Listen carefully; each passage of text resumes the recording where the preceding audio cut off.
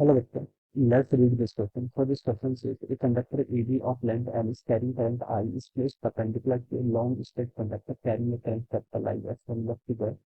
Force on AB will be, ठीक है, AB पर कितना फोर्स लगेगा ये आपको बताना, ठीक है।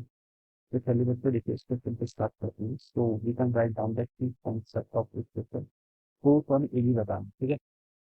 AB एक आपका कंडक्टर है, ठीक है, तो फोर्स ऑन कंडक्टर लिख लीजिए, तो चलिए लीजिए फोर्स ऑन कंडक्टर, ये अपने ऊपर बताना, ठीक है। तो देखिए बच्चों, फोर्स ऑन कंडक्टर में आपको बताना है। तो ये आपके पास देखिए करंट कैरिंग एलिमेंट है जिस पर आपका करंट कितना आई फ्लो कर रहा है, ठीक है।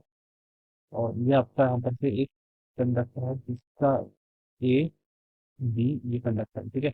यहाँ से यहाँ तक की जो बच्चे का डिस्टेंस है आपको एल बाई टी पिक्सल दे रखे हैं, और इस कंडक्टर की जो होल लेंथ है आपको एल पिक्सल दे रखे हैं, ठीक है।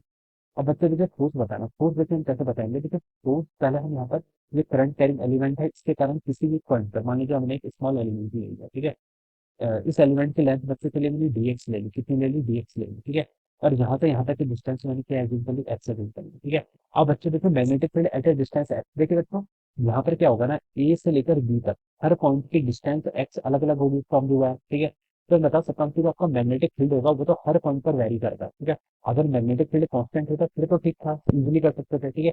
लेकिन यहाँ पर हर पॉइंट पर मैग्नेटिक फील्ड वेरी कर रहा है, ठीक है, ए से लेकर बी तक जाने पर, ठीक है।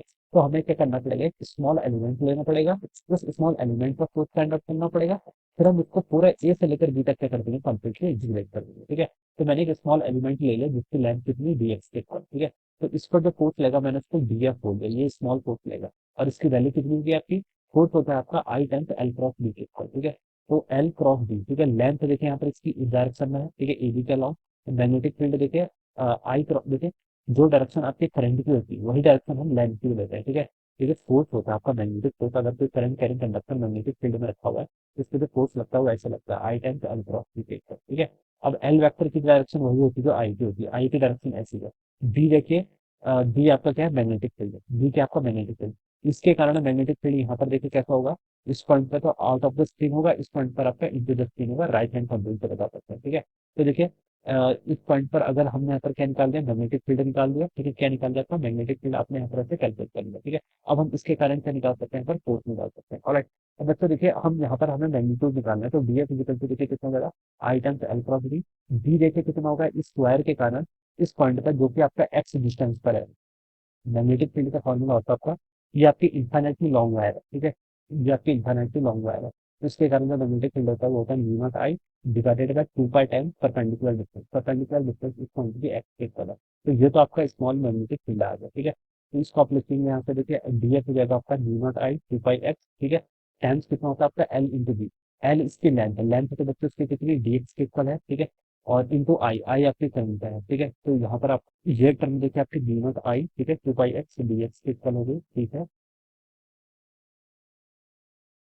डी आ गया, ठीक है। और इस conductor A B of length L carrying current I, इस परपेंडिकुलर लॉन्ग से कैरिंग करंट आई, इसमें करंट की डायरेक्शन ये है बच्चों, this is the direction of the current, ठीक है। और ये देखिए आपका स्मॉल आई करंट है, ठीक है, तो ये स्मॉल आई हो जाएगा, और लाइक करंट की डायरेक्शन में, ठीक है। अब इसके देखिए आप फोर्स कैसे निकालेंगे, फोर्स होता है आपका एल क्रॉस बी के, ठीक है। एल की डायरेक्शन वही होगी जो करंट के क्रॉस बी करेंगे तो फोर्स इसमें ऊपर की तरफ लगेगा, ठीक है।